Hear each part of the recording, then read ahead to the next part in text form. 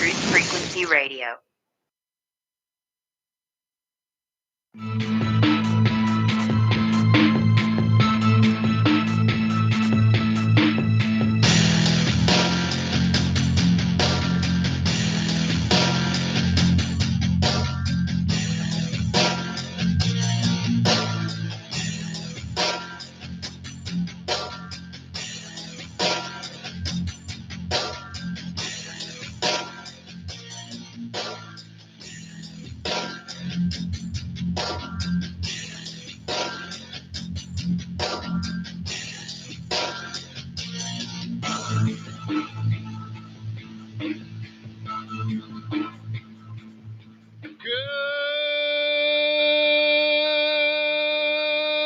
Good morning, TFR. Good morning.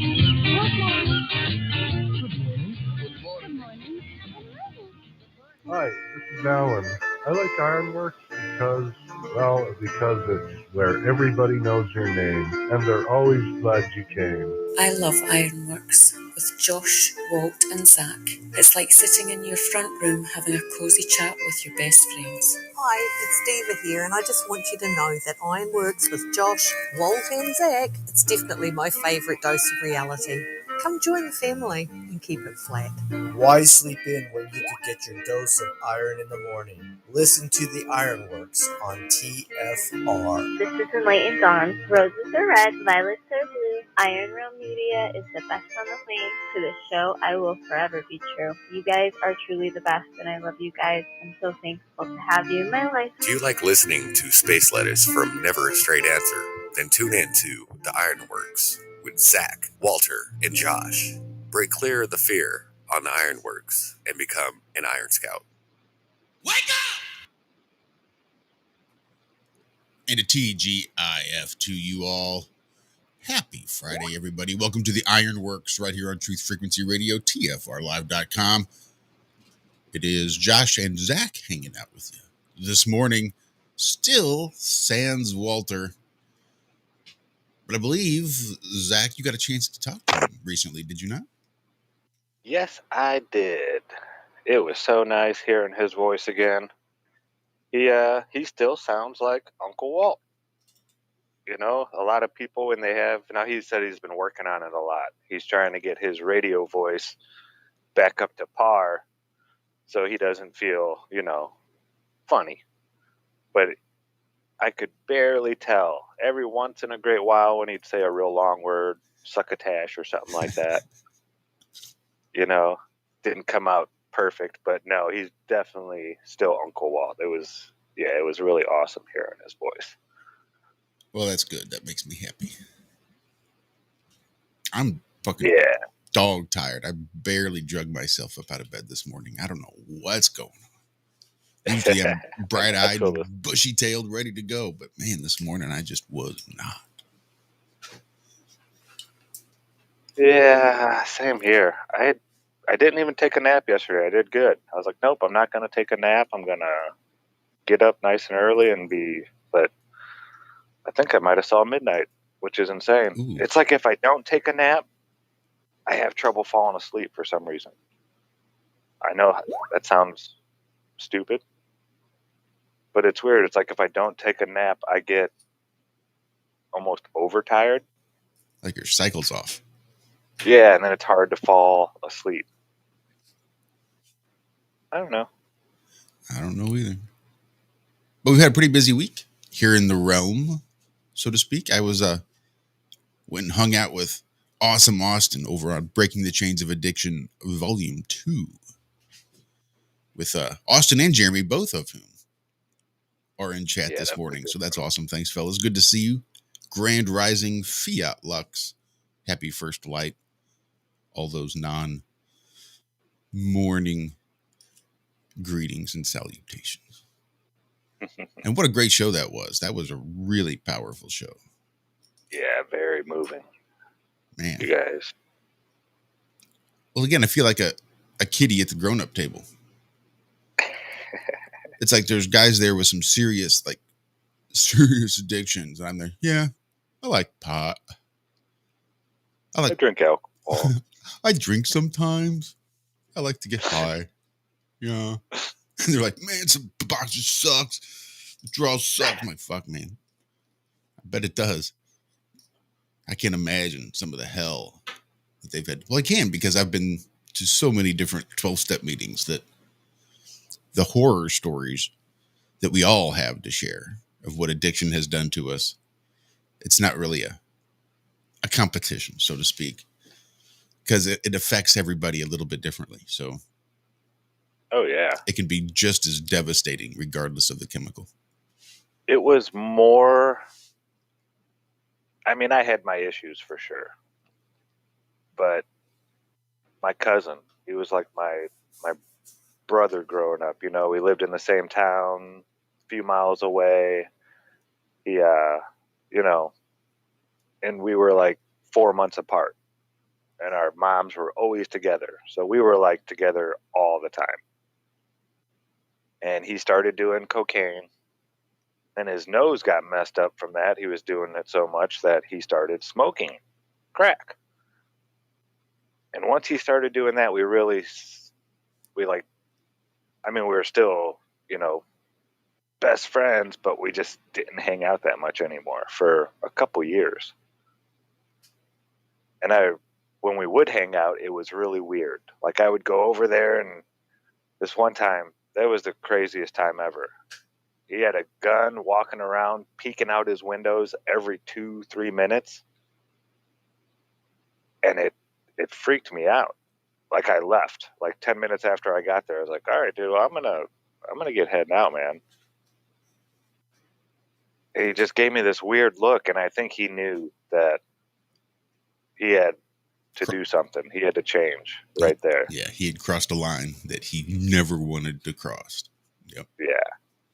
And that's how it affected me the most. It was seeing it from, you know, that point of view first, which still didn't stop me from going and making all the mistakes I made, because it wasn't cocaine, you know.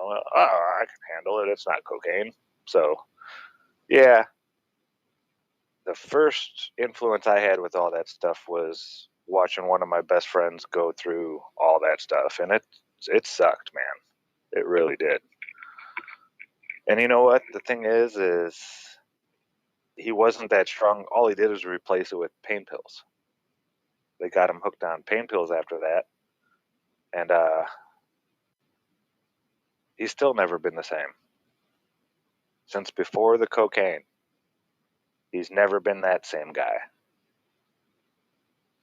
It's weird. It's like it changed his personality so much that he's never been able to find his way back to being, you know, Yep. Drew. That's what it was. He wasn't able to find his way back. He's there. You just can't find him. Yeah, to the point where it's horrible, but yeah, you know, it's one of those things where you have to let a person go. You know, I just couldn't be around all that negative all the time, 24/7. And just being mean all the time for no reason. It's like, dude, I know, you know, we're best friends and all, but I don't have to be here, and I don't have to listen to this shit. Yep. I don't have to do this. And he never got that. Yeah, it sucked. That was a hard one. Alan Holman in chat. Missed you the last few shows, man. Yeah, we have. I had listened to what you said about watching people play video games. Most of them I can't really stand. They're too geared towards children. Like the way the guys talk and everything, and it's more of entertainment, which isn't bad, you know. But I found a guy who's just really, really good. And I don't know, he's a younger guy, and he doesn't talk trash or any of that stuff. He doesn't like try to put on a show. He just plays the game. And I just watched a couple of them, and now I'll go watch one or two every week. They're like 10, 15 minutes long maybe, but I get it, Alan. I get what you're saying now, man. It's fun watching people that are really good at these games. play. It really is. It's like watching Tiger Woods play golf, or something like that. It's just yeah. I don't do it live or anything like that. I found a guy on YouTube, just some young guy, and he reminded me of myself. Real humble, but just a demon with that controller in his hand. So yeah, thanks, Alan. Much appreciated, man. Something to turn my mind off for just a few minutes. You find anything like that lately, Josh? Just have you changed any like what you watch? Have you found anything new lately? Just not so much like educational or anything like that, but just to like numb the senses for a few minutes. Not so much. Does Wheel of Time once a week count? The occasional television show that I like to sit down and watch with the wifey. Sometimes that I suppose qualifies. What were we just watching? Lost in Space. We were just finished up an episode of Lost in Space recently. That's one of those mind-numbing, just shut off the brain and relax and try to be entertained for a few minutes. Really, anything on the Idiot Box tends to fill those qualifications. Yeah. Did you see Fortnite went flat Earth? I did. Austin was just in chat saying cool. that. Uh-huh. Yeah, he said his son told him about it. He's like, Dad, they went full flat Earth on Fortnite. Yeah, it was crazy. I haven't played that game in years now, but it's just the intro and it's showing the land and everything. And if you look at it, it looks like Mount Meru. It's kind of a circular shaped island with 4 rivers running through it, someone was saying. Well, we've known this for a minute, didn't we? Isn't Fortnite the ones that put the dome in there and cracked the dome? I think so. I think that was Fortnite. The sky, you could see like a rip in the, or like a crack up there. Yeah, as I recall, that's what it was, a crack in the dome a few years ago. Yeah. Well, this one, they're going and showing you different parts of the map or whatnot, and people running around. I really forget what they showed, but as they zoom out at the end, it looks like a circular snow globe with a flat plane cut through the center of it. And the coolest part, I thought, was in that center part where it had all the land. It had the land up there, but then it had water, a real thick layer of water underneath it with pillars running down through it. And it just, I don't know, something about that just was like, ding, like it fit. It made sense in my brain, the whole pillars idea. It's not pillars like underneath the structure that are sitting on a table. How could anybody know that? No, it's pillars underneath the land that are supporting us over this huge ocean of water. Yeah, it was really neat. So yeah, they're definitely flat earthers over there at Fortnite. Whoever's doing the programming over there, they know what's up. And that had to go through probably at least 3 or 4 different people to get approved. Oh yeah, for sure. It's not like somebody just snuck in the map at the last minute. Yeah, no, that's pretty awesome how they're putting it out there. I've seen some today alone, I had like 10 space articles when I clicked into my search engine. I think they're telling us they want us to talk about space lettuce today, maybe. Please cover space lettuce. You guys haven't talked about our space in so long. Please, Eddie.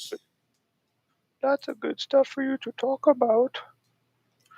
So, did you see this solar eclipse photo? No.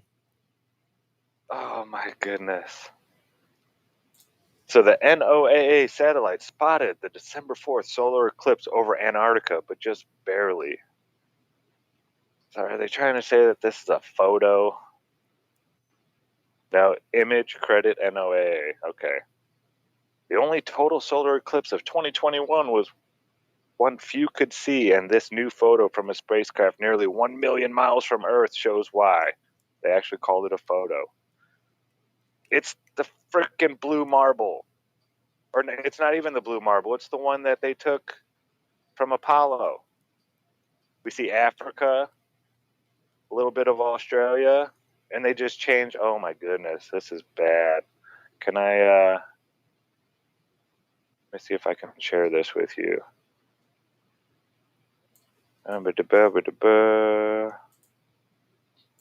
Oh, okay. It says the photo, blah, blah, blah, photo again.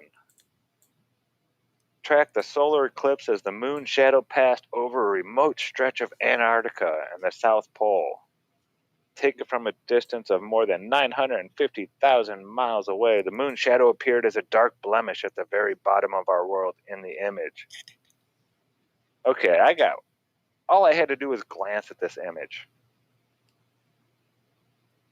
The shadow is like 1,000 miles wide. How big was the shadow when it crossed over the center of the United States?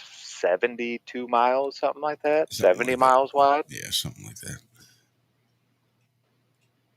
This shadow, it looks like it would cover Saudi Arabia, the whole width of Saudi Arabia. It's huge. Who are they paying to fake this stuff?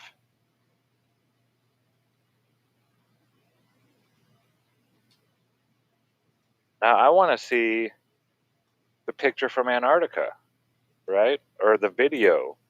They say it's a rare one. What did they just decide? It's a super rare one down here in Antarctica, but we're not going to take any photos or video of it. Discover also got a full disk view of Earth that even astronauts were not able to access.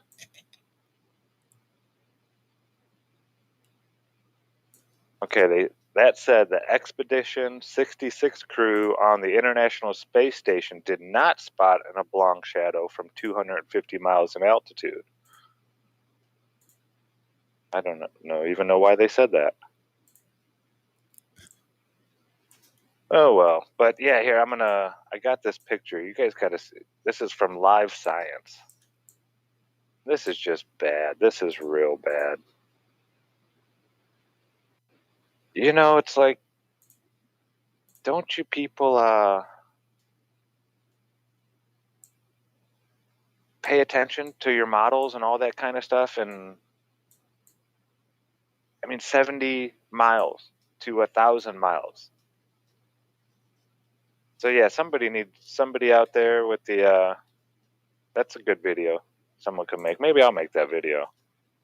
Just a quick short one.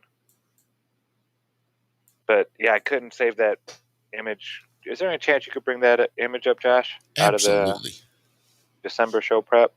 I'm actually showing it right now. Okay. Yeah, look at the size of that shadow on there.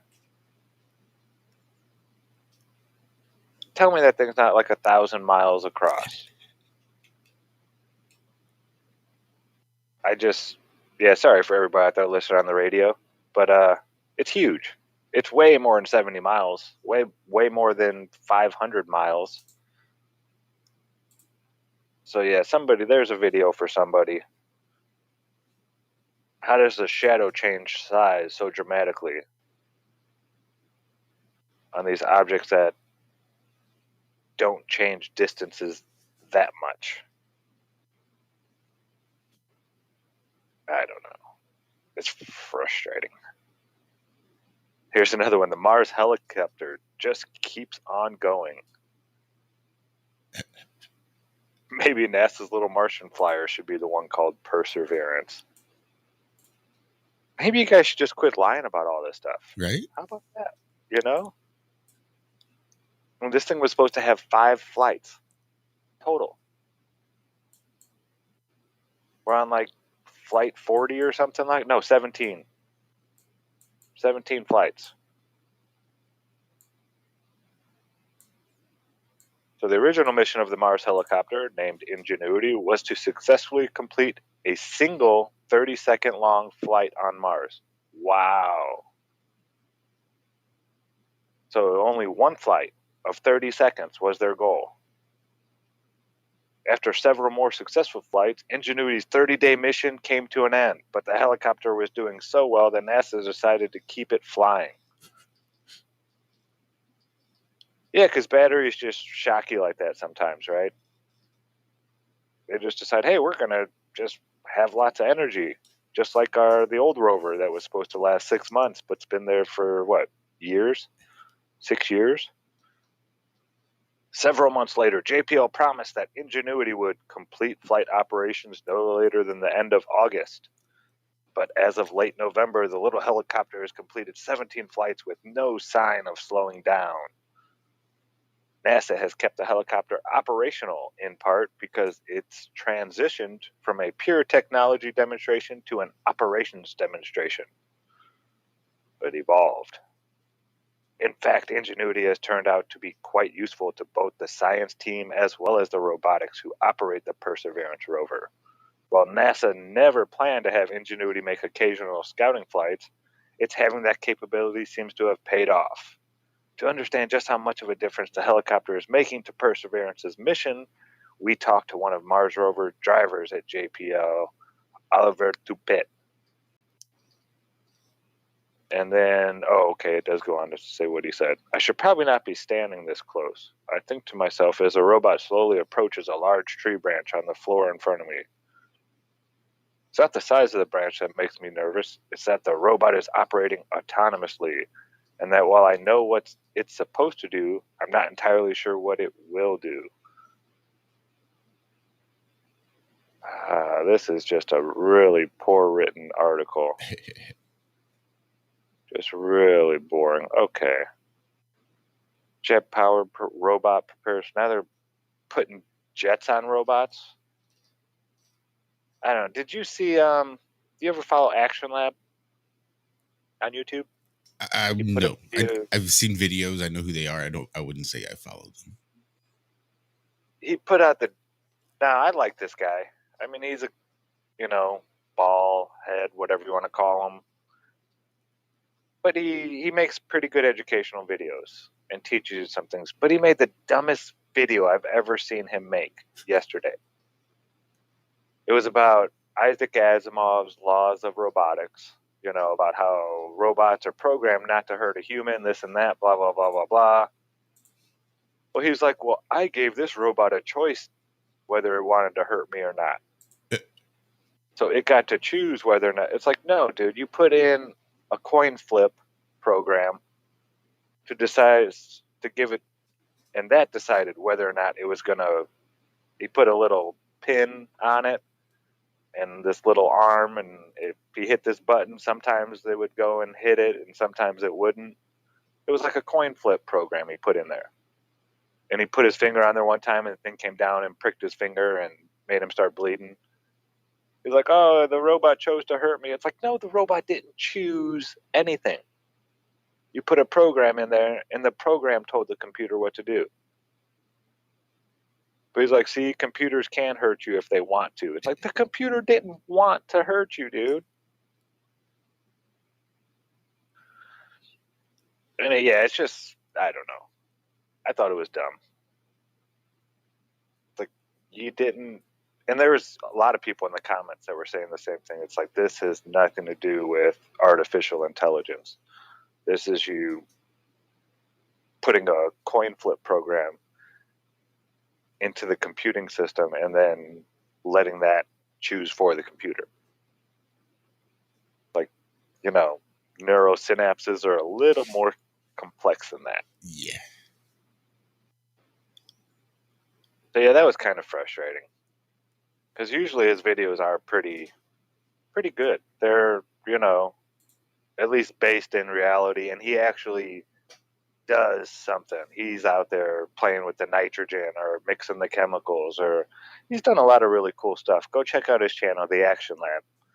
But no, it was just really it was disappointing because he makes a lot of good videos, and this one was just dumb, and it showed in the comment section and everything. Time to make the donut. Time to make the donut. It is about that time, isn't it? It is about that time. We are rolling up on it about another 60 seconds for this, the first segment of the Ironworks. What are you saying, Zach? Tonight, you have a Christmas party, I believe, so we will not next be week. at Have No... Next week. What? Next week. If you check that message, it was not this Friday, next Friday. Oh, I told him we were going to do the show next Friday. Well, ain't that a pisser? So maybe I'll see if we can get him on for... Do we have anybody for tonight? Nope. Yeah, because Walt even thought, he's like, well, we're not having a show tonight or tomorrow. I'm pretty sure I said next Friday. I'm pretty sure you said this Friday. I asked if we had anybody for this Friday, and you said, no, I have a... I don't know. It doesn't matter.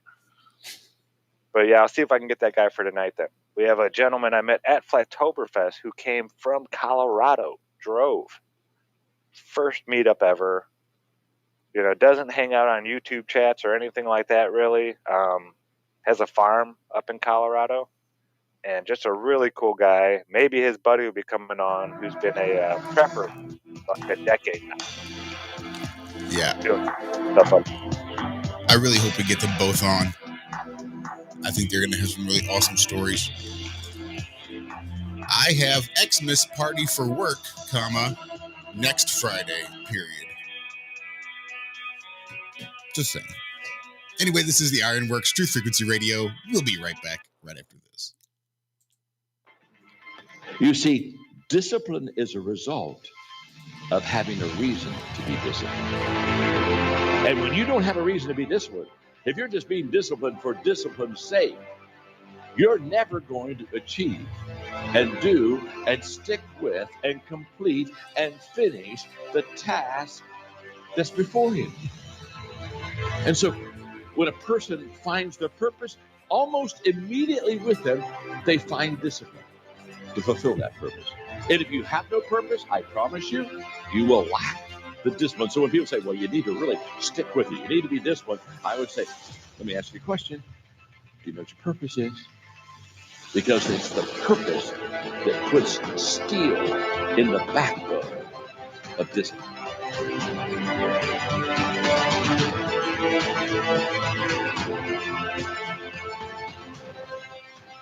Extendivite, a 7-herb combination made from garlic, cayenne, hawthorn, bilberry, ginkgo biloba, valerian, and milk thistle. Extendivite feeds our body with the right nutrients to keep us healthy. Just listen to what Arthur has to say. I was just calling to tell you what a great product you have. I had used this about, 10 years ago after I had congestive heart failure. And it fixed me up and got me going for the last 10 years. Lately, I've been having heart trouble again. So I placed another order because this was the only thing that ever worked. And I just wanted to let you know that you have a great product. To order, call 1-877-928-8822. That's 1-877-928-8822 or visit heartdrop.com. Extend your life with Extendovite. Travis Cook, America's Evil Genius, here to invite you to join us every Tuesday afternoon here on Truth Frequency Radio. No, on our show, you will not see a bunch of three-piece suits or a cocktail party, and you certainly won't see a bunch of inside the Beltway banter. But you will see eye-gouging, crotch-kicking, no-holds-barred political discussion, the likes of which you won't see anywhere else in media. America's Evil Genius. We come to you every Tuesday from the outskirts of war-torn St. Louis, Missouri, where there's always a good race rider sex scandal just around the corner. Join us every Tuesday, 3 p.m. Eastern, 2 p.m. Central, and noon on the left coast right here on TFRlive.com. America's Evil Genius, Travis Cook, on TruthFrequencyRadio.com.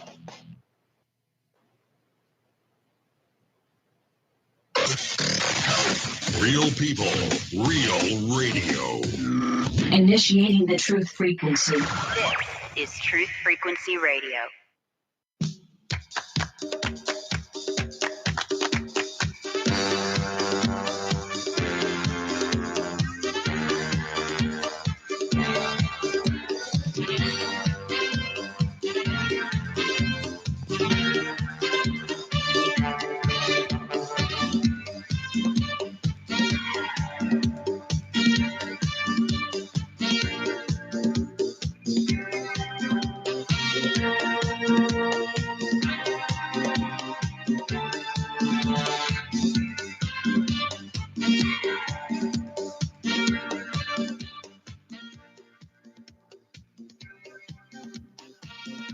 All right, Ramblers, let's get rambling. Good morning to you. Start your day off bright and shiny. Get up off your little hiney and begin your happy day. And welcome back as I speak when I'm muted, as we sometimes do here on the Ironworx, right here on Truth Frequency Radio, TFRlive.com. Where else could they find us? You can find us not only on DLive, but also on Odyssey. You can also find us over on our Facebook page. You can find us on Twitter. And you can find us here on YouTube. One place you cannot find us as of yet is Rockfin. I have yet to hear anything from Rockfin. Yeah, there's more and more channels moving over there. I'm sure we'll hear something soon. We shall see. Shout out there to Michelle L. there in chat. That's Ray. I got the chance to speak with Ray on Wednesday, where we took a few call-ins after Breaking the Chains of Addiction Volume 2 over there on Awesome Austin's channel.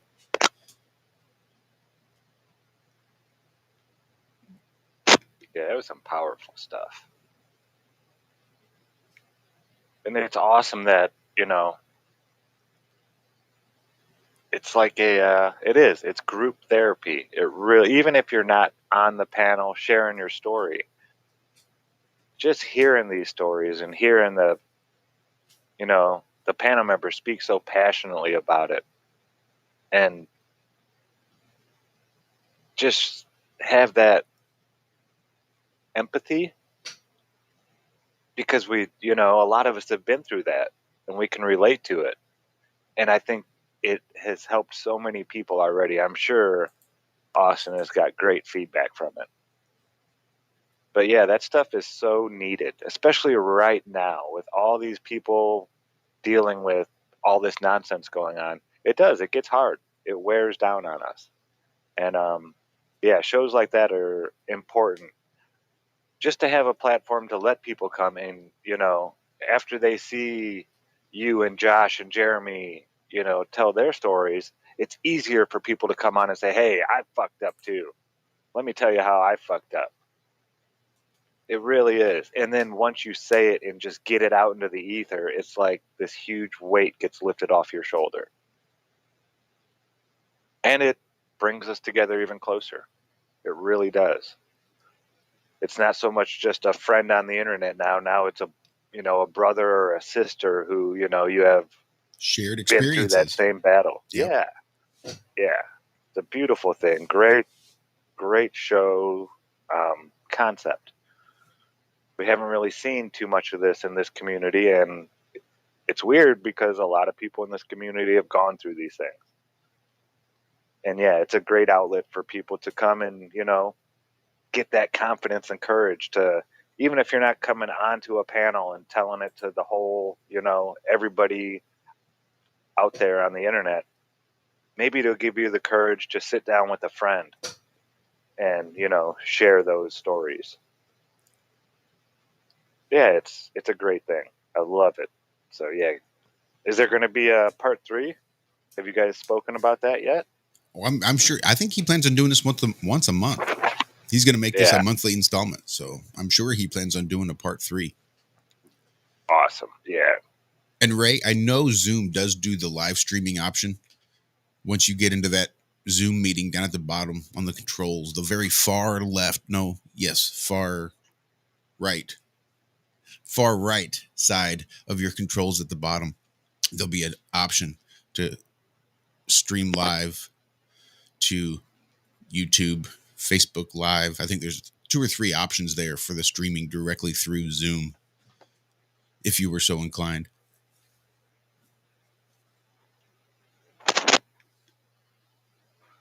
I'd like to dip back into the lettuce a little bit. We got so much of it piled up back here, folks. We do. We have months of lettuce piled up.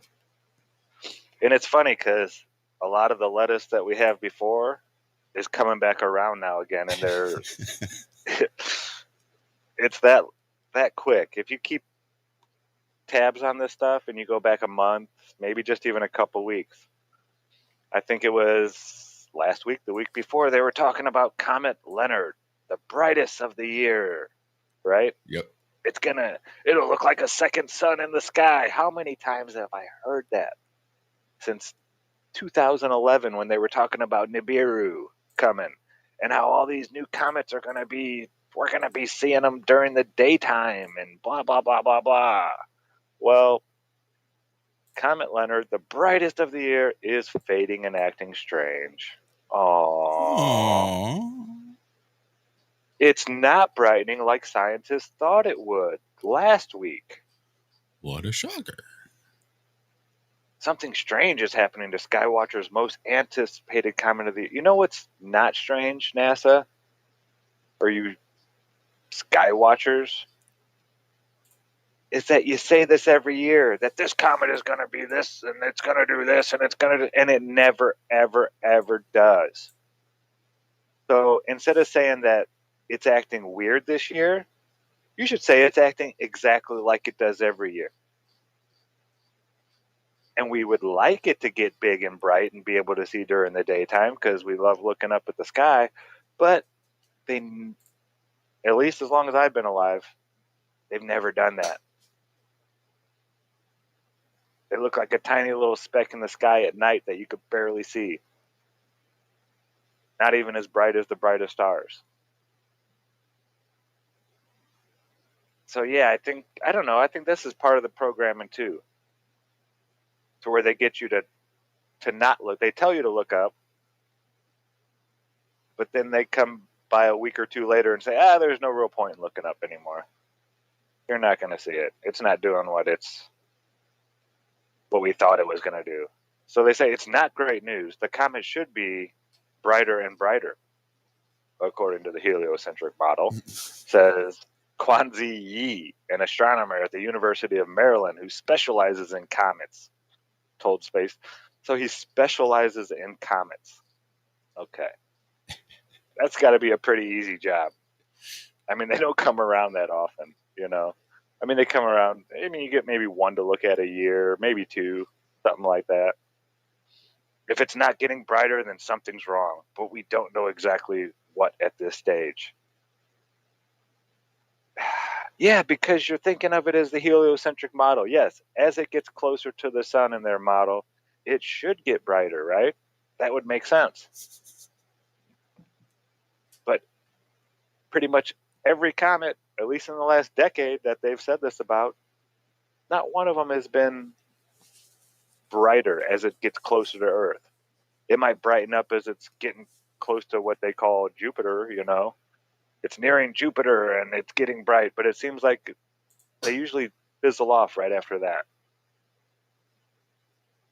Based on what they've seen from previous comets, scientists worry that Comet Leonard's strange dimming means the ice ball may be doomed. In the past, some comets have broken apart. Wait a minute. Some comets that have broken apart have faded even as they fly closer to the sun. It's been the first sign that something is happening. Why it's fading? There are all kinds of hypotheses, he said. We just can't figure out why, in our model, when this ice ball gets close to the sun, it starts to get smaller and dimmer. We just can't figure it out. Well, the The simplest and most obvious one is something unhealthy is happening to the comet. Wait, Unhealthy. it got corona? Probably. It's got a virus. It's got germs. It's been made sick. Is that what it is? Yeah, Obviously. most likely. That's the most obvious answer. That's the first thing came to my mind when the ice ball gets close to the sun.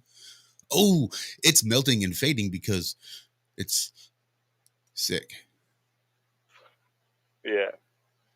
I mean, wouldn't it melting and make it bigger and brighter? Because you have more stuff coming off of it now and more stuff to illuminate back to the earth and blah, blah, blah. Well, then it just he answers evaporates, that. doesn't it? Yeah, but I think that has something to do with, I don't know. It's all, I mean, let's just make some Just shit make up, some right? silly shit up. It doesn't matter. So the most likely hypothesis, he said, is that Comet Leonard is already splitting up, or it will begin to do so soon. But other factors could be to blame. For example, the comet could simply be running out of ice for the sun to vaporize. That's what it is. It's not melting. It's running on E in its ice tank. Jesus Christ. Although Yi thinks it's unlikely, it seems to be too coincidental, he said. But don't give up hope. Nevertheless, it's too early to call Comet Leonard a goner. Oh, so keep looking up. The images I've seen from this morning, December 7th, the comet still seems to be okay. Morphologically, it looks fine. But but the intrinsically fading trend is still continuing. He said, time will tell. We don't know at this point. Yeah, no shit, Sherlock. Next time, just start your article with that sentence. We don't know. We don't know. Full stop. But. Well, yeah, I think in the last one, they said this comes around every 35,000 years or something like that. There's Leonard. Old Comet Leonard. We haven't seen Comet Leonard in, what is it, 35,000 years. All right, so we've never actually seen Comet Leonard. So, Polaris wasn't the pole star. It was before Vega the last time. Oh, jeez. Like a whole cycle plus. That's funny. Oh, my goodness. Hey, guys. Just popping through. Just wanted to see who your new pole star was. I've gone through a couple since the last time I was here. That's a real neat trip. A beautiful clip you guys had there. My, what a big shadow you have. Oh, jeez. I'm crying. The better to obscure you with. So did you hear about the square-shaped object on the moon that the Chinese rover had seen? They were going to go investigate. Right here on space.com, there's a little hyperlink. The Mystery Hut is what they're calling it. Well, I found something on Inside Outer Space, LeonardDavid.com. Case closed on the Mystery House. Oh, good. Says this article. There's a lot of internet buzz about a purported hut imaged by China's Farside rover U-22. Before you request a reservation at the so-called Mystery House, as tagged in the Chinese YouTube Drive diary, take note. It is a rock on a crater rim north of the rover's last night parking location. Wow, this guy can't write. Advises Philip Stuke, Professor Emeritus and Adjunct Research Professor in the Department of Geography and the Institute for Earth and Space Exploration at the University. Man, he needs Western Ontario. He needs a much smaller title. He paid all that money, Zach. It's a waste of money if you don't include all your titles and letters. But listen to that. Professor Emeritus and Adjunct Research Professor in the Department of Geography and Institute for Earth and Space Exploration. That's a title. He needs to anagram that thing up. You two will be a bit further on by now, moving towards that crater. Stook told Inside Outer Space. The rock is just visible in imagery snapped by NASA's Lunar Reconnaissance Orbiter. What? I didn't know NASA took a picture of this thing. Chinese media are very eager to find all sorts of strange things on the moon. We tend to think they are all tightly controlled and just repeat the party line. But there's a ton of stuff spinning every news item into a sensational headline. Alien bases, millions of tons of priceless metals or unspecified substances, conspiracies about Western interest in space and everything else, Stook adds. China did recently issue a serious story about carbonaceous chondrite material discovered in a small crater. The same crater reported as having a gel-like substance 2 years ago. Oh my goodness. Apart from serious stories? Okay. There have been lots of headlines about alien substances or even aliens found on the moon, the lunar expert says. All adding up to nothing more than clickbait. What? Wah, wah, wah. So I'm not surprised that a rock which, in low-resolution images, looks roughly square and is played up as a hut or other type of building, Stook says. Scientifically, the rock could be interesting, and I expect it or nearby rocks on the crater rim to be studied in detail when they reach it early in 2022, but it won't look like a hut, he concluded. So,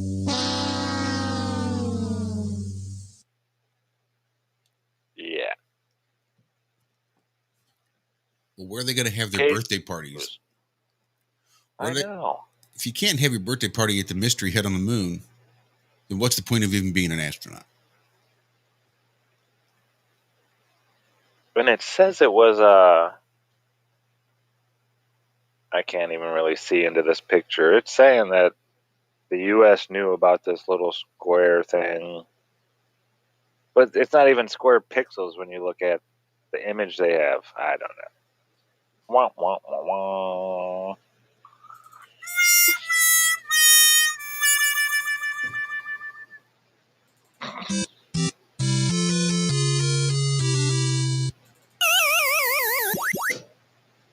We could do this all day long. It takes me back right there.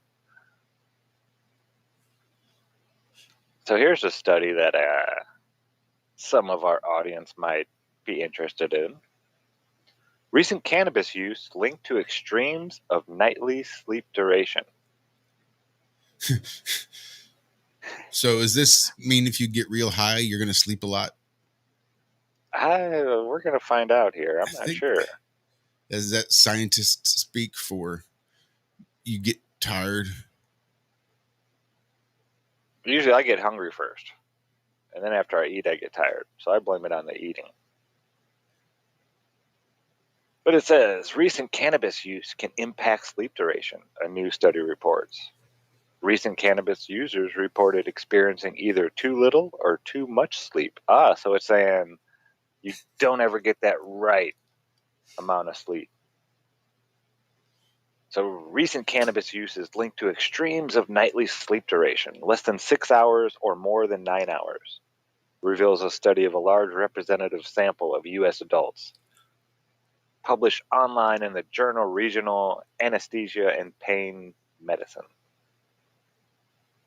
This pattern was even more pronounced among heavy users, those using on 20 out of the 30 previous days. So that's a heavy user? Someone who smokes 20 out of 30 days? Oh, fuck. I got a problem. Right? I'm like a decade deep.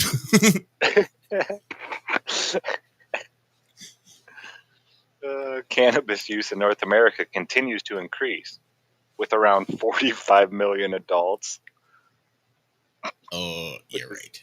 Yeah, 380 million people in the U.S., and you're going to tell me 45 million of those? Only 45 million? You're right. Well, that admitted. There you go. Which is double the reported in the early 2000s. When it was illegal. Imagine that. People didn't tell you they smoked pot when it was illegal. I can't believe that. Yeah. I bet all the states where it's not legal, they just put 0 people smoke pot there. Yeah, nobody smokes pot in these states because it's illegal. Yeah, that always stopped me. This change has partly been driven by widespread decriminalization in many states over the past decade, as well as research suggesting that cannabinoids may have therapeutic value for pain relief and possibly anxiety and sleep disorders as well, say the researchers. Whoa. Breaking news. You mean you can use it for other things and just getting high? You mean it's a medicine? What? Cannabis has become popular as a sleep aid, particularly as the prevalence of sleep deprivation and insomnia has increased. Only 2/3 of Americans get the recommended 7 to 9 hours of sleep every night, and almost half report daytime sleepiness every day. But the evidence to date on the impact of cannabis on the sleep-wake cycle has been equivocal.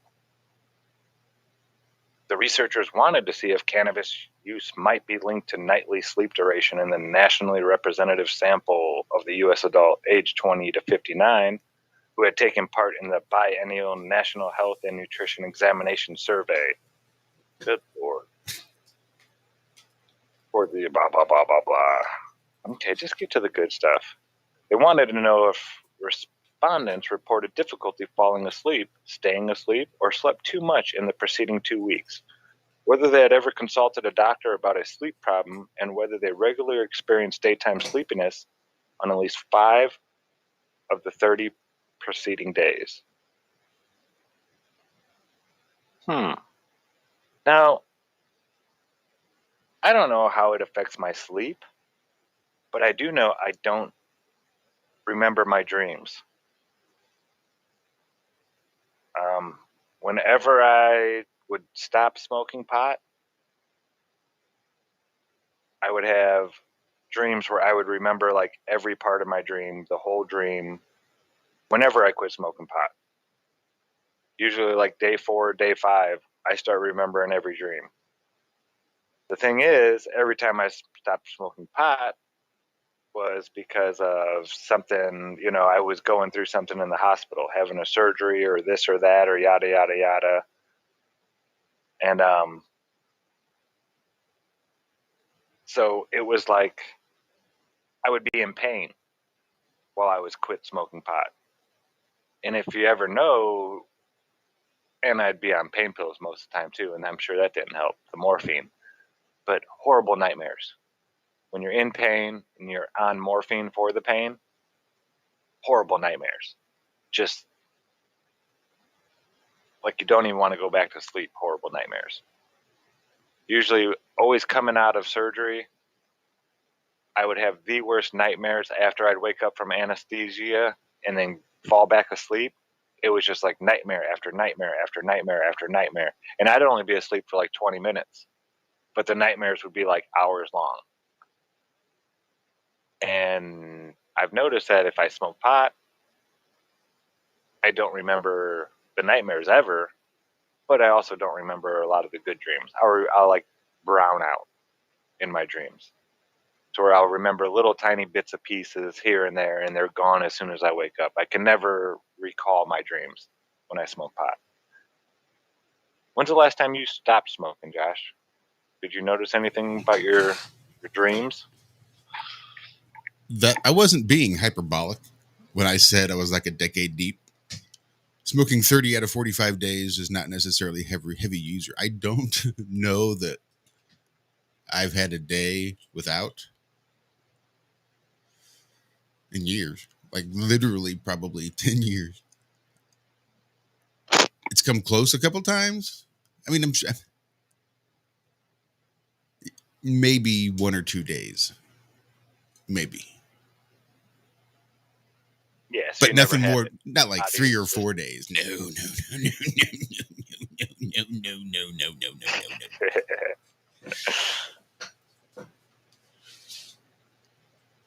Yeah,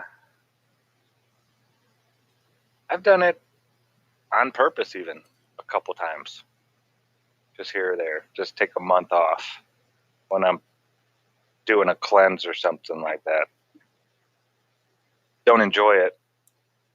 People say, oh, marijuana doesn't affect your body that much. I mean, it's not going to kill you coming off of it. But your stomach gets messed up. Your eating pattern, your sleep pattern, all that stuff gets messed up when there are withdrawals to coming off cannabis. It's not going to kill you like coming off of, alcohol or opiates, things like that. Your body doesn't get so in need of it that you can actually die if you don't have it. At least I've never hit that point. So that's I'll about. get a little cranky. I know that. We're getting real close to it. Oh wow! Yeah, that's the first half of the Ironworx. I did find an interesting story yesterday that I kind of wanted to get into a little bit over on Forbes. How they're producing cannabis biomass without growing a cannabis plant. And I'm real curious to hear just how the hell they're doing that. So stick around. Second half of the Ironworx. Articles like that. More laughs and excitement. Just on the other side. Stick around. This is iHeartRadio. iHeartRadio. iHeartRadio makes you want to move. When you have a great melody, a song will last forever. Instantly connected. I love it when the beat goes. Did you know you can listen to Truth Frequency Radio on iHeartRadio? Just download the app to your smart car, smartphone, or smart TV and get the best of TFR wherever you are. iHeartRadio. I'll see you there. So, you love talk radio? Then you'll love TalkStreamLive.com. TalkStream Live is always on, 24/7, with the best streaming talk shows. Find your favorite talkers and discover some new ones. It's free, readily available online or on mobile with any smartphone or tablet. Finding your favorite talk shows all in one place has gotten a whole lot easier. Just go to TalkStreamLive.com. Be sure to download the free apps from Google Play or the iTunes App Store. Why not visit the border? Why not see what Americans are seeing? I think that at some point she may go to the border. We'll see, but we'll circle back. You have a message for would-be migrants. Don't come. Do not come. Put it in reverse. Do not come. She may go to the border. I will have to circle back on that one. Do not come. Do not come. I expect at some time she may go to the border. We'll circle back. You have to understand that there's a reason people are arriving at our border. So how quickly does this change what we see at the border? I don't understand the point that you're making. There's not going to be a quick fix. I've been very clear from the beginning. What her focus has been, what the assignment is to work with leaders. She's doing exactly what the president asked her to do. It is insulting. It is embarrassing. You have a message for would-be migrants. Don't come. Do not come. Put it in reverse. Do not come. She may go to the border. I will have to circle back on that one. Do not come. Do not come. I expect at some time she may go to the border. We'll circle back. The reason that I'm in Guatemala is to address the reasons people leave home, flee. They want to stay. They don't want to leave. We are going to the border. We've been to the border. This whole thing about the border. You haven't been to the border. And I haven't been to Europe. What her focus has been, what the assignment is to work with leaders. She's doing exactly what the president asked her to do. It is insulting. It is embarrassing. You have a message for would-be migrants. Don't come. Do not come. Put it in reverse. Do not come. She may go to the border. I will have to circle back on that one. Do not come. Do not come. I expect at some time she may go to the border. We'll circle back. I don't know what to tell the people that live at the southern border. I guess they better arm up and get guns and be ready. Maybe they're going to have to start taking matters into their own hands. It is bad all around.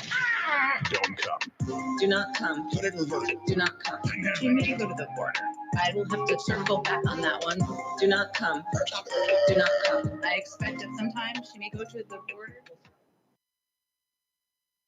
Into the truth frequency.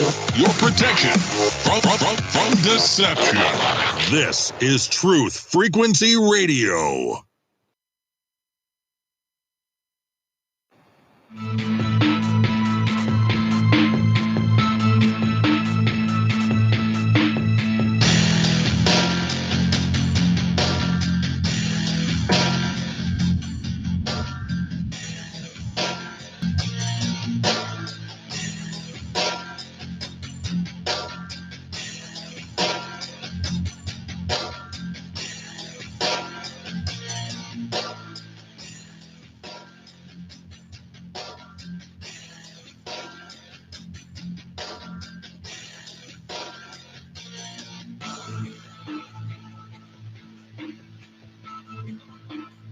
Good morning.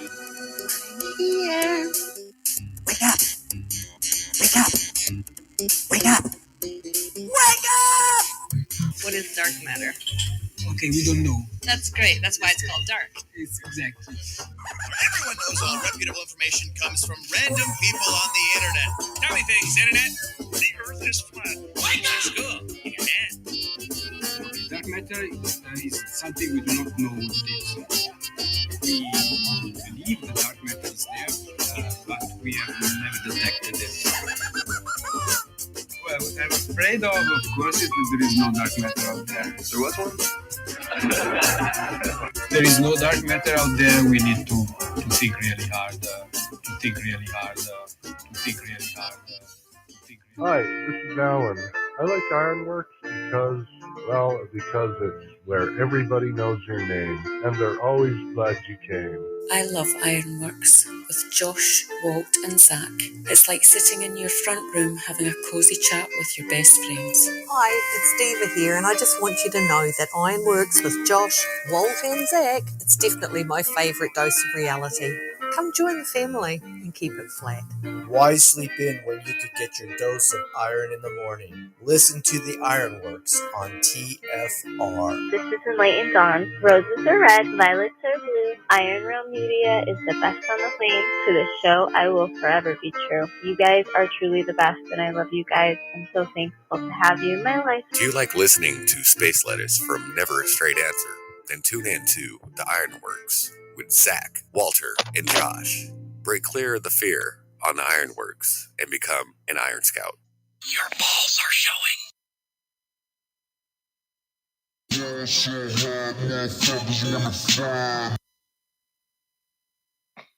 And welcome back. Whoa, that was way hot. Sorry, a lot of these keys I think are mislabeled. Interesting. Good to know. Welcome back. Second half of the Ironworx kicking off right now. Just Zach and Josh hanging out with you. Yes, hanging out. Yes, Awesome Austin just dropped in chat. Go check out therealmelodome.com.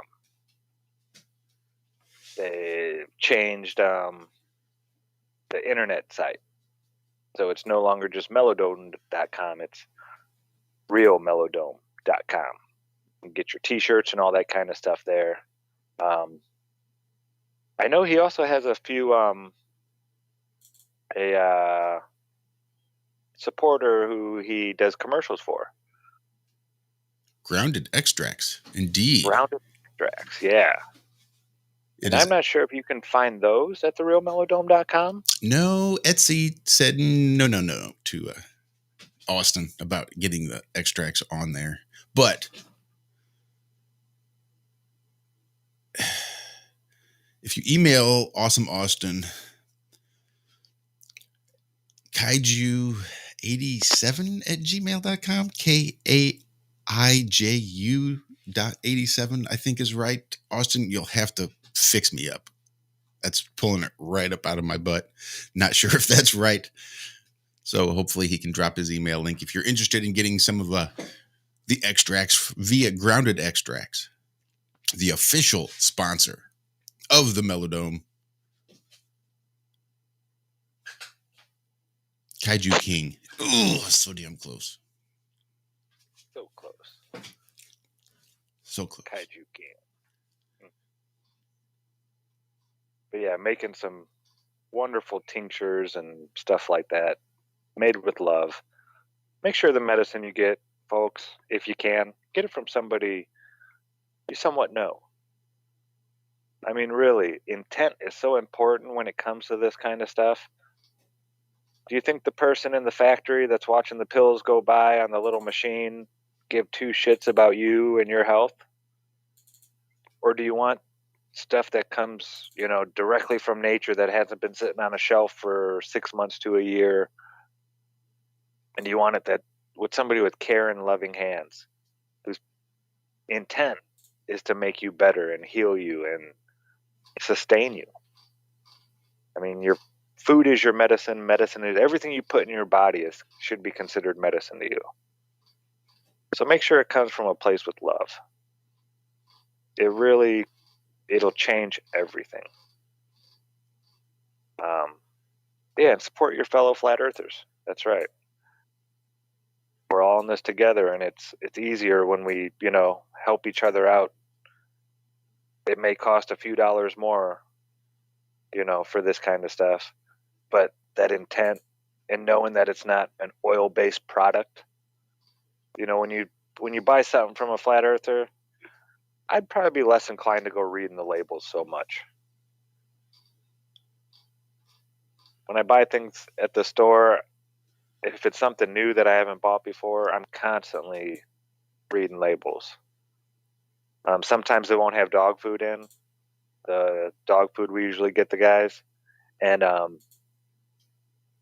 it's a pain because we don't do any chicken feed byproduct or any kind of poultry at all. And they're starting to have more brands with that kind of stuff. But I also try to not get any type of dyes in it at all either. And it's hard to find that combination right there. I think they're finally figuring it out. They're starting to even label stuff right on the big front of the package, like in big lettering, no poultry byproducts at all, this or that. But read your labels, folks, because it's crazy. It doesn't matter if it says lamb and rice, there's chicken in there. 95% of all those dog foods and stuff, if your dog has, certain allergies or something like that, you got to watch that stuff, because the front label isn't going to tell you anything. It tells you what you want to hear, and that's about it. That's the eye candy that catches you, so you buy it. But yeah, you really need to keep an eye on those labels. Have you ever heard of benzene? Did we bring this up on the show yet? Seems like it.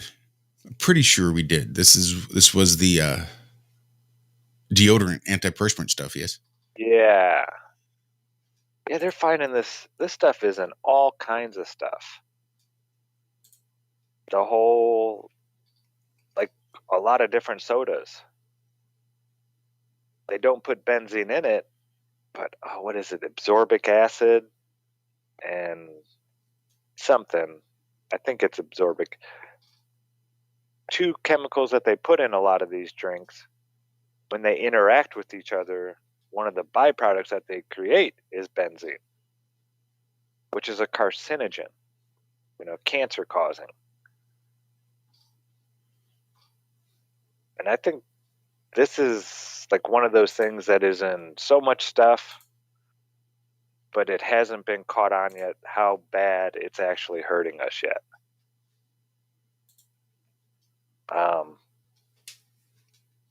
It's one of these carcinogens that should be more well known and should be taken out of lots of products. It's in all kinds of stuff. But look into benzene, folks. It's not good. And they're kind of using it like fluoride almost.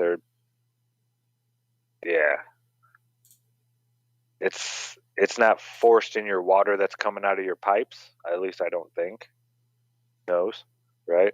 But just a lot of the big name soft drinks and stuff like that, just do a little bit of research into benzene, and it'll bring it up right away. All the different companies that use these two. I mean, it's in almost every type of soda. These two chemicals. I can't remember the names of them off the top of my head. I'm sorry. But yeah, just not good stuff. Not good stuff at all.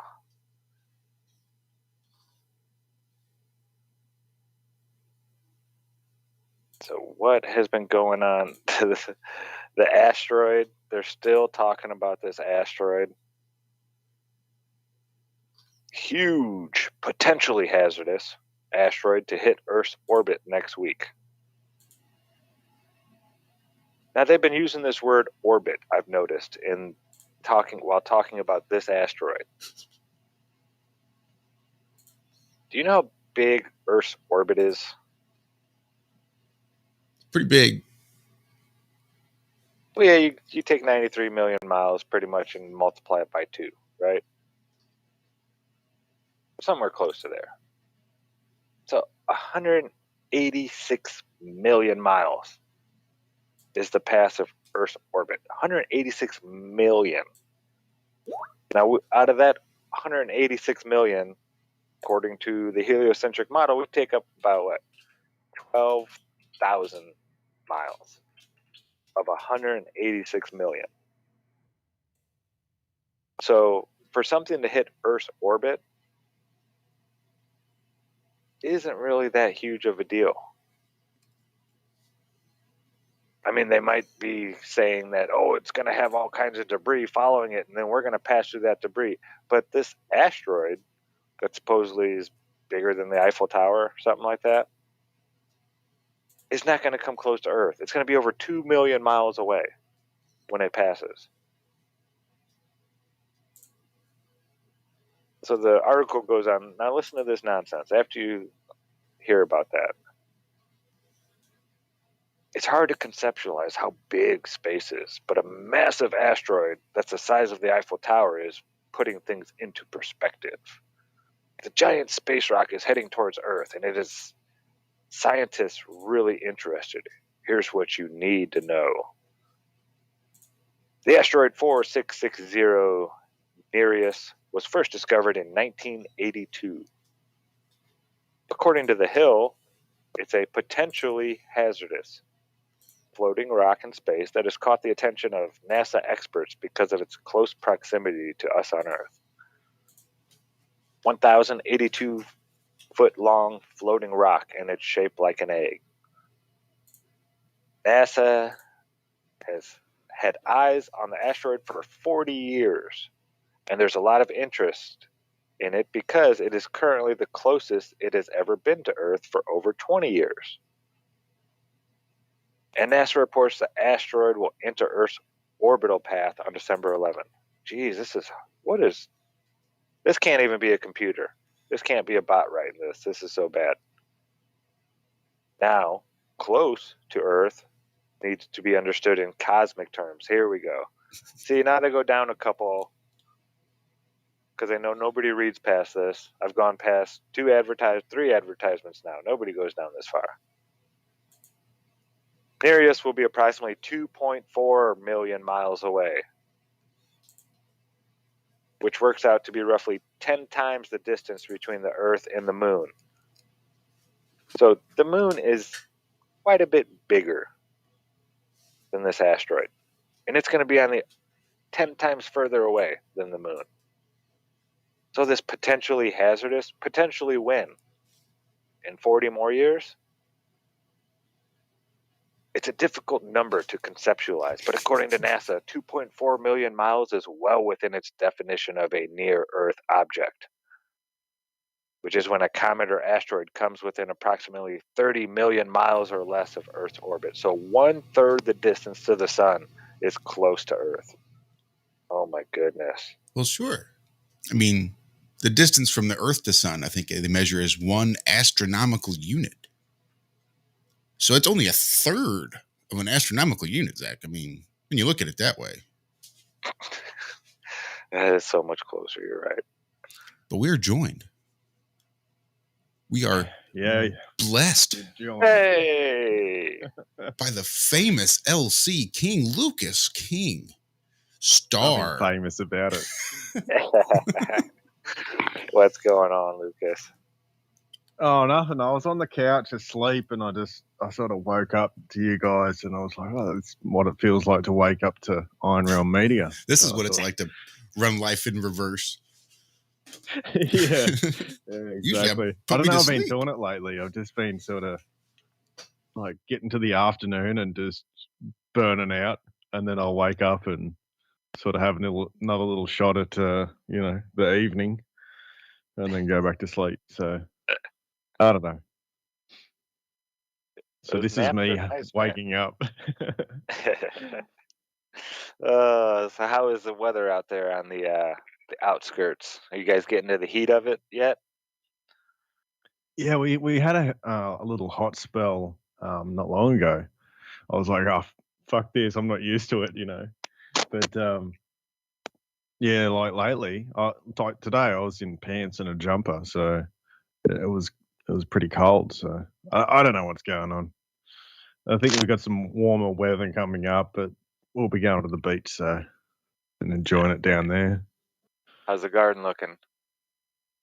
It's good. It's not as big as like last year. I haven't got as much stuff going, but I've just got like 2 plots, and I got a ton of tomatoes in, which is real good. So yeah, just sort of downsizing a little bit because I've had less help, and that's what's really good about these sort of farms. Like you can just micromanage it in a different way, where you can just go, well, I just haven't got enough time, or I want to expand a bit, and so you can open up a new plot or close down others if it's getting too much work. And that's really good for the soil as well, giving it a chance to just breathe, take a break for a little while, build up some more nitrogens and stuff like that in there. Well, it would be better if I had a cover crop or something in there and that sort of stuff. But yeah, no, it's fine. Yeah, it's getting chilly around here. That's for sure. Oh, definitely would be. Yeah, it's supposed to be 31 last night, so I'm not even going to look out the window. It's I too don't even cold, man. want to know. So, Yeah. how's research going? It's I know flat you've out. been busy. I have been busy with that sort of stuff. I'm just trying to crack this, periodic table of elements. I mean, I know it's a big ask, but there's just a bunch of sort of little chemicals and things that show up all the time, and you're just trying to find where they actually sit in this sort of world sort of, model that I've been working on. And it's really interesting. But then, I come across different other stuff as well, just little tidbits. Like today I just came across, well, how does hydrogen, operate when it's in electric field and things like that. When you get it up into a plasma state, it's extremely conductive. So there's just these little things that start to how elements operate, and when you put them in the model, they make sense, and it's Yeah, they fit. That puzzle piece fits in. oh, they fit so well. It's really amazing, and it's just like coming across the information and asking the right questions. I always say this: you've got to ask the right questions, and then punch that into Google or wherever, and you'll end up with something that just can lead you to somewhere else, or it's Yeah, that's a big thing when you're searching on the internet. Ask the question at least 10 times, 10 different ways. If you can word it 10 different ways, and you will get different stuff popping up every time you ask the same question with just different wording. I was trying to find that gentleman who was doing the long prediction weather cycles. And that guy is like censored worse than Flat Earth, I think. Really. I shared him with you, a few articles. of people that use the lunar cycle or the sun cycle, the long 18 or 22-year cycle. See, I've never heard him say the sun had a 22-year cycle. I always heard it was an 11-year cycle. And I understand that if you double that, but I don't know. It never made sense that if the sun does a cycle in 11 years, then yeah, you could just double that and say 22, but that's not really a cycle. That's 2 cycles then. Unless there is a difference between, I don't know. There's still so much that needs to be data that needs to be recorded and shared legitimately. I think so much of the stuff we get is heliocentrized, maybe is the word, where they just turn it into the heliocentric model for you and try to make it fit in there. Heliocentrized. If that's not the word, by God, it should be. Sorry about that. My internet just all but just gave up the ghost for a second. They're scared of you, Lucas. What were you going to say? You were thinking of something. I don't know. A loss of like, what happened? Just anyway, doesn't matter. Whatever. But yeah, we've been. I'm hoping we're going to get this guy James on tonight. He's a farmer, cannabis farmer up in the Colorado Rockies. Mm-hmm. And his buddy is has been a prepper for like a decade, since 2012. And he's gotten to the point to where he is making his own guns. Like, I think it's machine shop type stuff. Yeah. He's got it down to where he's building his own firearms for just to know how to do it. And that's beyond anything I ever, I learned how to make, clothes. I learned how to make my food. I learned how to make clean water, stuff like that. But as far as a firearm, that's some serious know-how to do stuff like that. Yeah, that's a high level of skill there, isn't it? Especially like getting the barrels right and that sort of stuff. Don't they have to have like a little spiral in them, and they're not just like a, straight bit of pipe? No, just shoot anything through it. Yeah. Rifling's relatively new as far as firearms are concerned. Cannons don't need rifling. Black powder rifles don't need rifling necessarily. Get you a blunderbuss.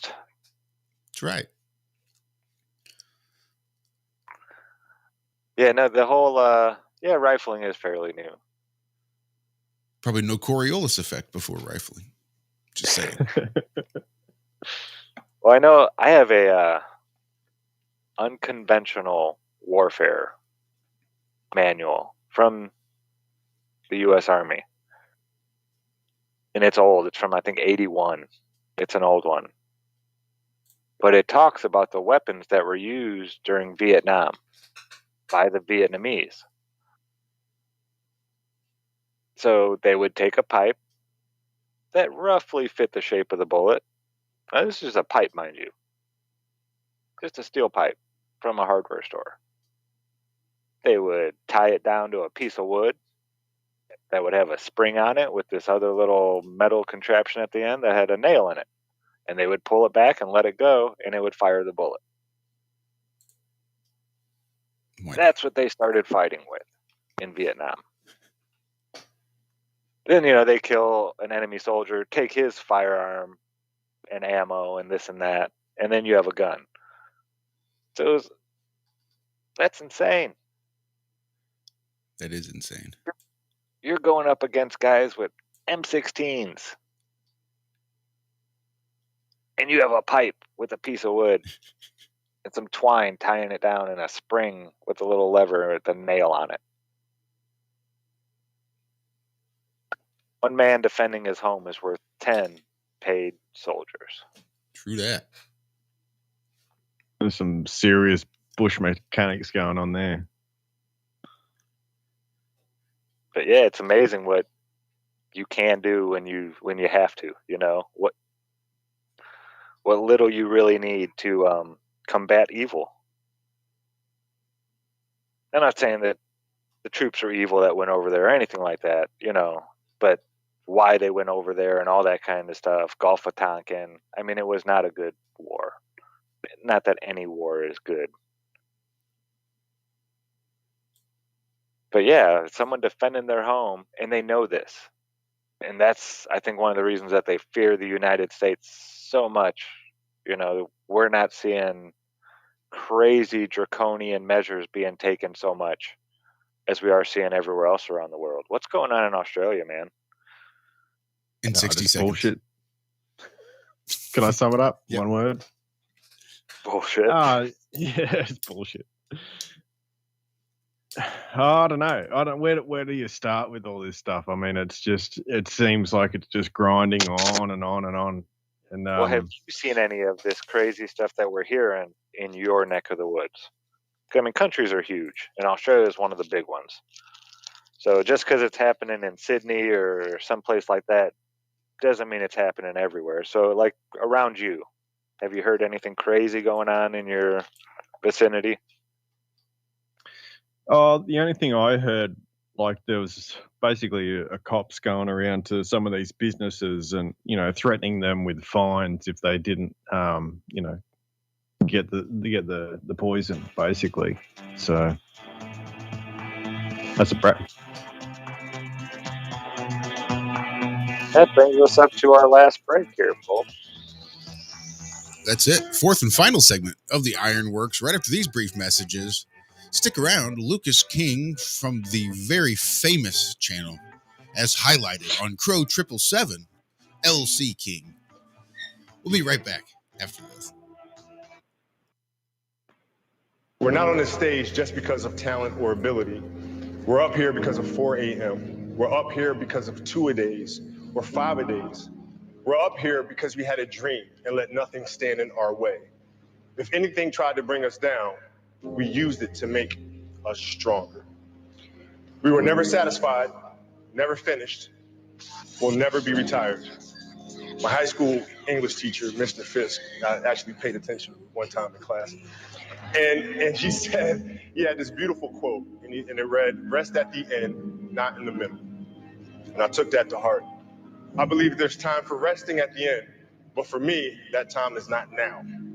Thank you for this tremendous honor and acknowledging my basketball career, but I'm far from done. My next dream is to be honored one day for inspiring the next generation of athletes to have a dream, sacrifice for it, and never, ever rest in the middle.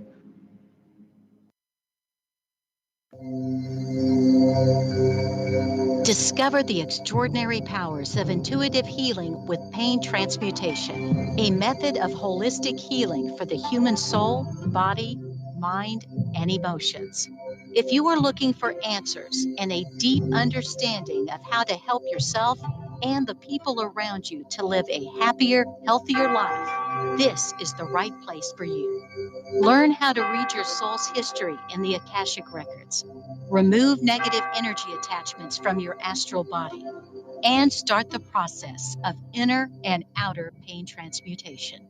Join Pain Transmutation Community to get started on the path of intuitive healing. Change your energetic state. Manifest new and exciting experiences. Re-energize your life and build inspiring connections with others in our community. Once in a decade, a true story comes along that remembers the future. After 6 Amazon bestsellers, I have completed the epic Birth Trilogy, a true story of Earth. By reading the Birth Trilogy, you will journey with the characters from the origin of Earth to its final destiny in a white-knuckle ride that combines the intrigue of Tom Clancy with the epic scope of Prometheus and Interstellar. You will learn more about the purpose of life, the mystery of death, and the true nature of your soul than you thought possible. The Birth Trilogy is now available on Amazon and Kindle. The audio version is a free bonus when you buy the paperback, so even if you're not a great reader, don't worry about it. I read it for you. Use the Amazon app today and buy the Birth Trilogy, spelled Bearth, or search for my name. I'm Brooks Agnew. This is Truth Frequency Radio. No hate, no hype, no fear. Real people, real radio.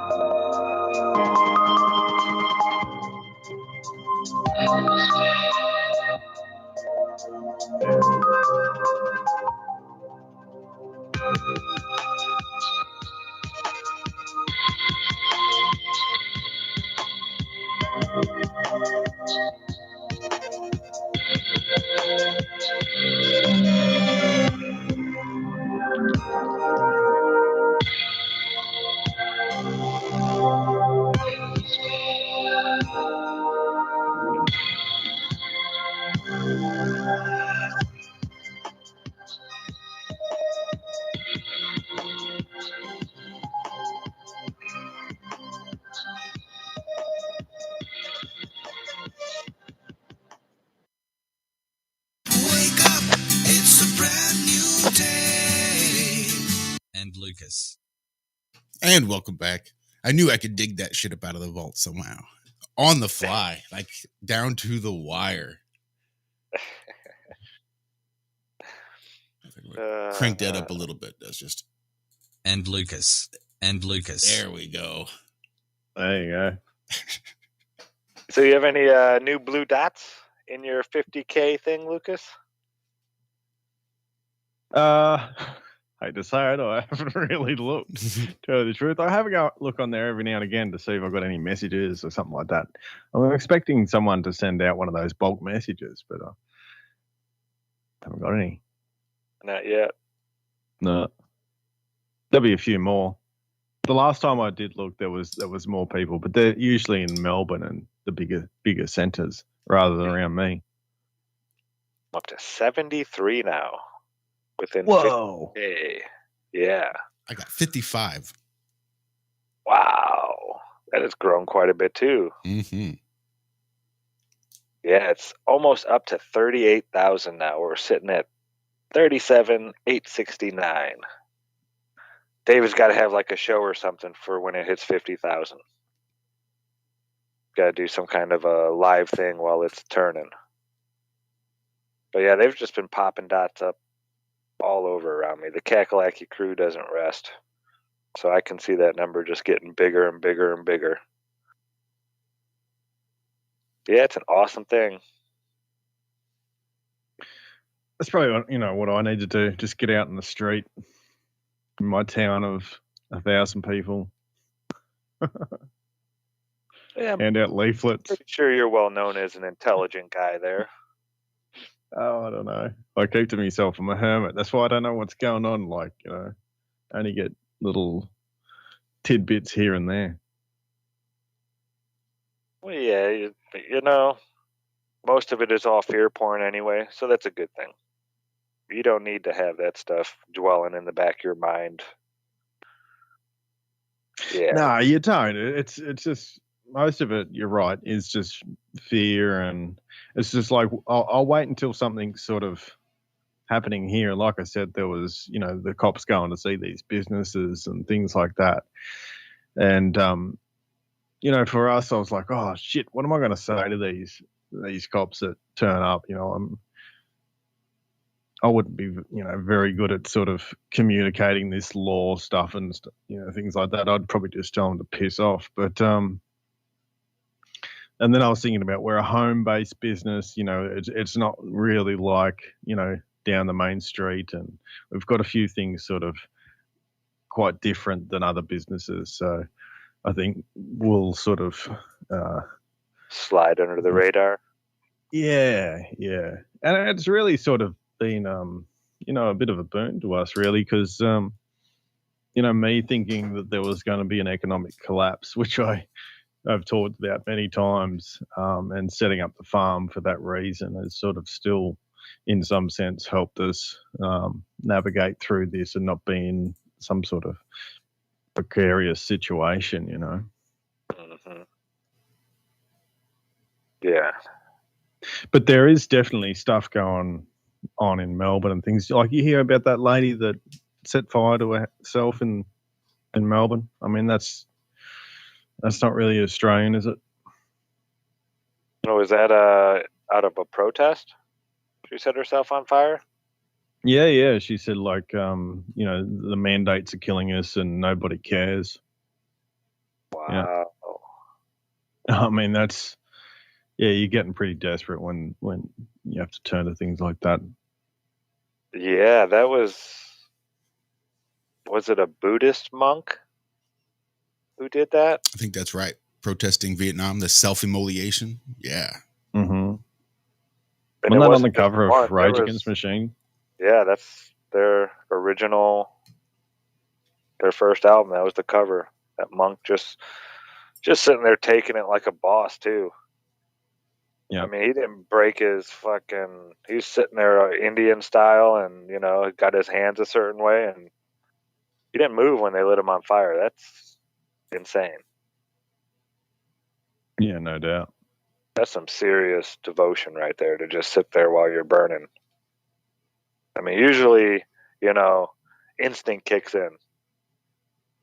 Doesn't matter what your mindset is. All of a sudden, when your instincts take over, your, you know, animal instincts, your mind no longer has control of your body.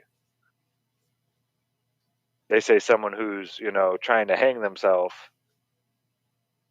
if they don't constrain their hands in some way, they're going to try to loosen that rope around their neck. Their body's just going to do it. Even if they want to kill themselves, their animal instinct to survive is going to try to get that thing out from around their neck. Don't know if it's true, but I could see that. You know, we have these certain things programmed into us to where when you can't function, you know, fight or flight comes around, there's a small chance that your body's just going to react naturally.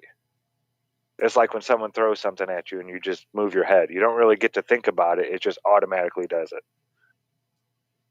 It's one of those types of things.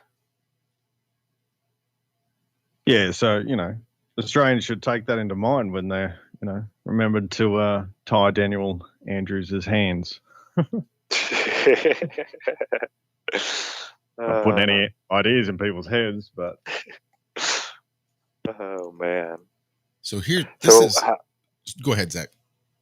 I was just going to ask about the censorship over there. Have you heard of any truthers being silenced anymore? I know that one guy, they had arrested him, the real famous Aussie that said he was going to be running for election or whatever to be your prime minister. Had a bunch of followers on YouTube and his own website. I forget his name. Yeah, that was the Aussie Cossack. Yeah. I think he was only in there for a night or something like that. But yeah, I think because he was so public and everything was sort of, they had like thousands of people calling up, and it wasn't just Australians, it was from all over the world that were actually calling up the police station and saying, you know, what are you doing? Let this guy go, he's done nothing. And so yeah, they basically gave in and had to give in. But you know, that's now, is he for a back doing public videos and stuff. Yeah. He's doing all those videos and things. Okay. You know, a lot of these guys, like, they seem all right, especially like you got a few different people popping up, like especially when you look at, say, Clive Palmer. He's like a mining magnate. He's like supposedly against this stuff. It's like, yeah, right. You know, it's like the divide and conquer or whatever it is. They've got their own agenda and they've, you know, seized a opportunity. But you know, it's like, you're a billionaire, dude. You really think you're on the people's side? Nah. So the whole thing's just it's just a shit show, I reckon.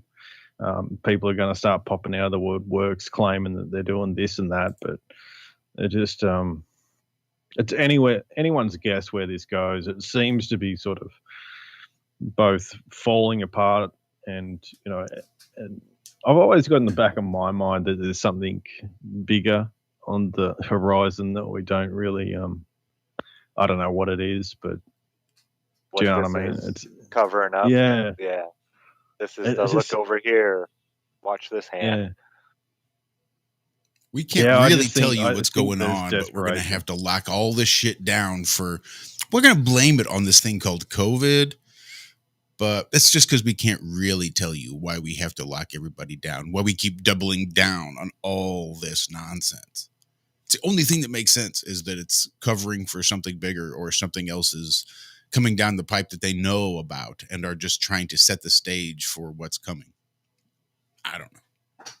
Yeah, that's what I get the feeling as well. It's like, they've got this far and then they really want to set it in stone, and if they have something else that they might actually, be able to do to the, really lock it in where they want it.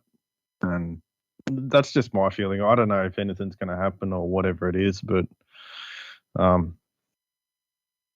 it could be that it just falls apart at the seams as well, that these things just are a shitty attempt and the communication just doesn't hold and people don't do what they're supposed to do and things like that, because you're trying to, it's like pink in the brain. They're trying to take over the whole world at once. I've always thought that's just like as arrogant as you can get. It's insane. It's not just arrogant, it's sheer insanity to think that Yeah. one person could rule over all people. That's a joke. Yeah. It's like fucking Sauron, isn't it? Yeah, well, the last person who did that supposedly was Nimrod, I think. Right? Built the Tower of Babel. Well, unified everyone under one language and one world religion. Went to the edge, found the edge, couldn't get through it, couldn't dig under it. So came back, knew they couldn't fly up there. So came back and started building a building. And I was just thinking about this yesterday. What if the flood and the Tower of Babel kind of coincide? It wasn't so much that he made everybody speak a different language. I mean, they spoke like we do today. I'm sure they had, a language that was kind of encompassing all, but people still had their own dialects. But what if the water, the rising of the water, what if all the land was once connected? And then now all of a sudden these oceans appear and places where mountains, or it wasn't so much, where you could get across the land bridges from one continent to another. Those are gone now. And so it separated us that way. The different language area speaking places are now they can't just walk. I can't go walk to China. So they separated the languages by that. What Just was a that thought. land called? Gondwana land or something like that? They're all joined together? Oh, Pangea. That's how we know it here. Pangea. Yeah. Okay. But that's like according to geologists, and that was billions of years ago. Yeah, I could see that though. Like all the, I've seen sort of little animations and stuff where the continents and stuff together. So Mm-hmm. Yeah, I'm just saying could that be. they're the same as they were now. They didn't all move. It's just they used to be connected because the water was lower. So Oh yeah. Africa was connected, to America in some way. Either North or South America, you could walk from here over to Africa and then over, everywhere.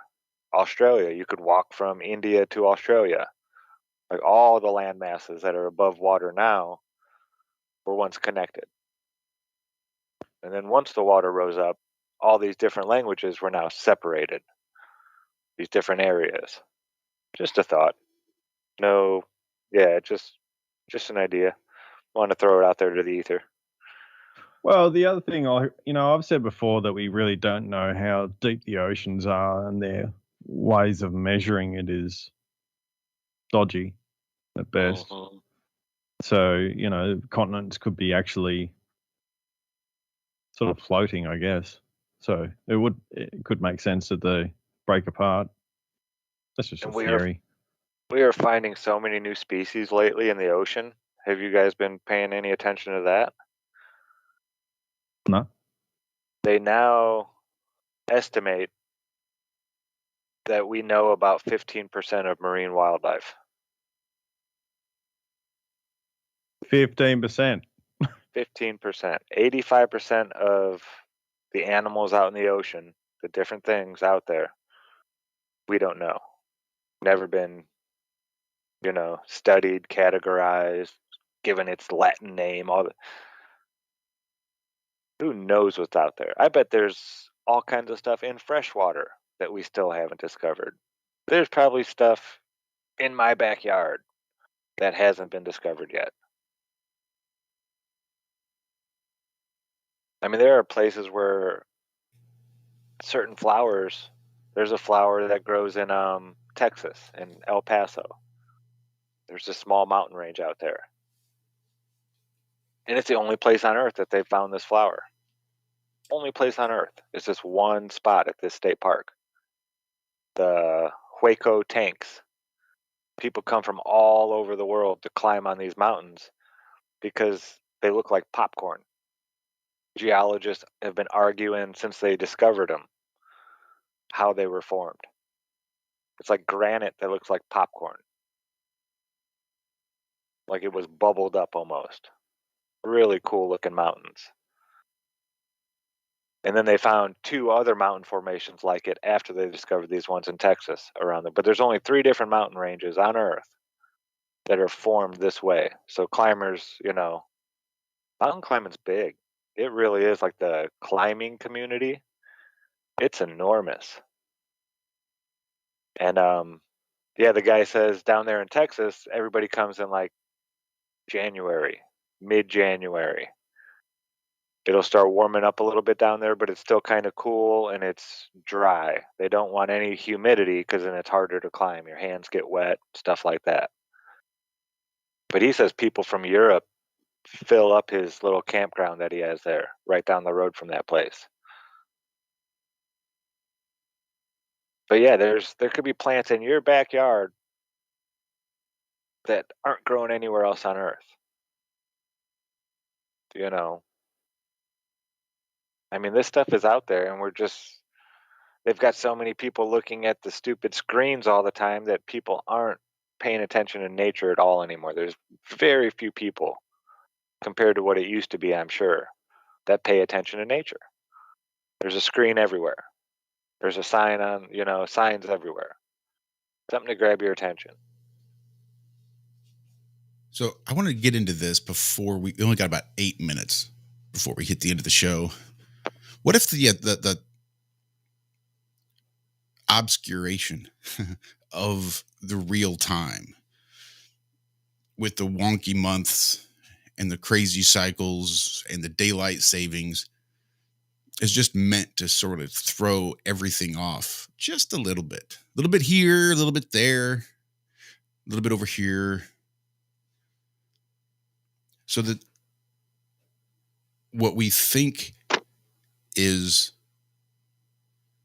where we think we are in the cycle isn't really where we are. And that's how they're justifying all the climate change and global warming, is just because they've placed us into a different part of the year than where we really think we are. Yeah, 100%. I reckon that. And I reckon I just did a video on lunar cycles not long ago, but it's basically talking about this metonic cycle. And then I heard you, Zach, talking on the show and saying how this guy does, looks at the weather over this 18 years. So I'm like, well, that's your metonic cycle. And, I just think they're just playing off these, plus they got the weather manipulation going on as well. But, they're just playing off these cycles. It just popped into my head. I think it might have been Iru who was talking about this gentleman on a Glowbuster show. So I will get in contact with Iru and see if I can't jog his memory about that guy's name.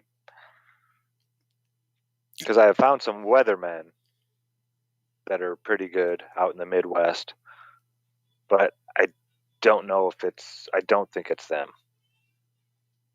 Then right before we get out of here, I do want to do this. Producing cannabis biomass without growing a cannabis Okay, plant. I'm not listening to How that. one company Shut up. That's worse than my software. So this is out of Forbes magazine. Let me hit some fancy new transitions and show this. There's a company producing cannabis biomass without growing a cannabis plant. New technology is allowing one company to produce full spectrum cannabis without growing the plant itself. Sounds like something out of a science fiction movie, but it's very real.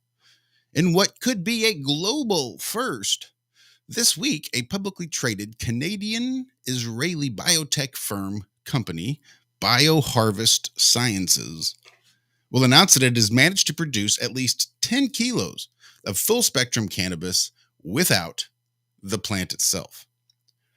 According to information procured exclusively, the biomass in question was created using the company's proprietary biofarming technology platform, which allows it to grow natural plant cells in bioreactors.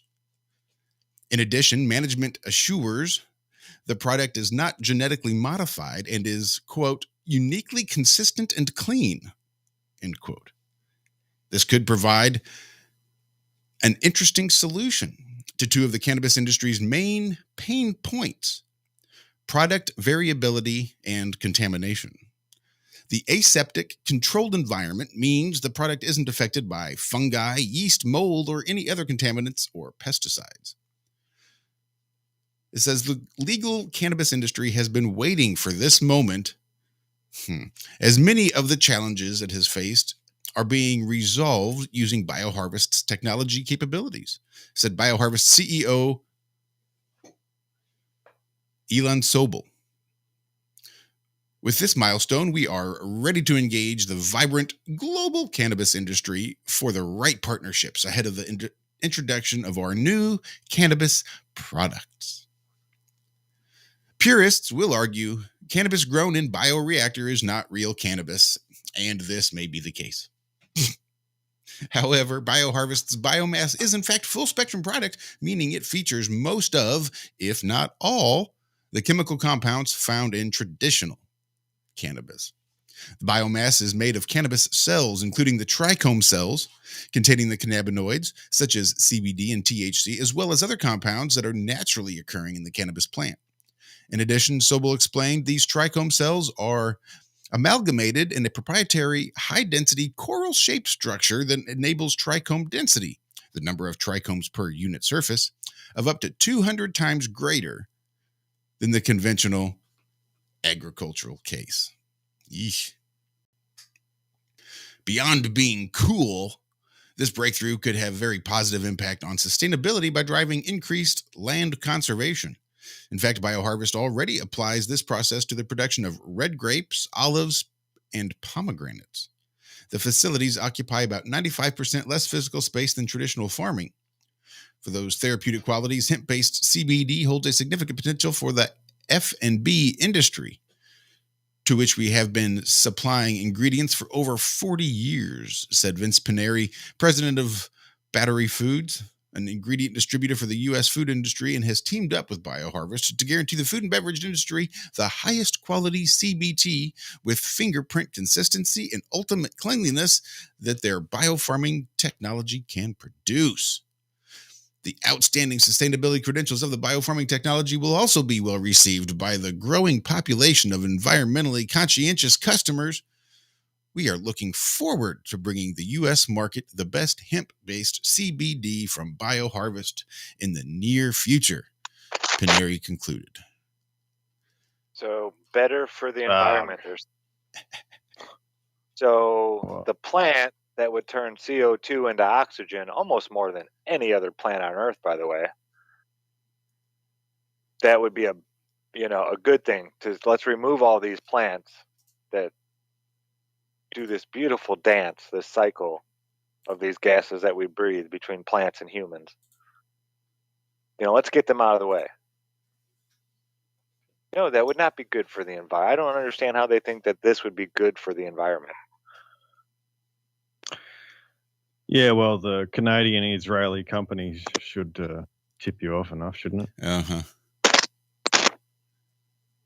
Sounds horrible. Doesn't it sound like transhumanism, all that sort of world they want to bring in, doesn't it? Yep, this is how we're going to start 3D printing bodies to transfer consciousnesses into. Well, we just need some biomass. We just need some human biomass, and we'll just print it and organize it. We'll use this cool mRNA technology that we managed to produce that will just change the entire message of the ribonucleic acid that sends to the cells, so the cells will now know what to become. We can just program this human biomass with mRNA and turn it into humans. Maybe you get a little spike protein, but that'd be all right. A little spike protein never hurt anybody. We're just creating something that you're going to consume that's never seen the sun, the moon, the, dark night, and it's never, been in soil or felt the wind, David will be live here in about 3 hours, folks. He has dropped the link in chat up above. With Cynthia Glickman. She is not sure of the shape of the earth. Go check it out.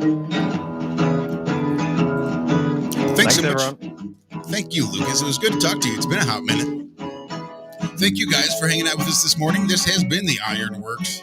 Happy Friday to you all. Be sure you stick around this afternoon. We're still not quite sure what's going on. We may have one or two or none as far as guests are concerned. Be good. Be well. We love you. Bye-bye.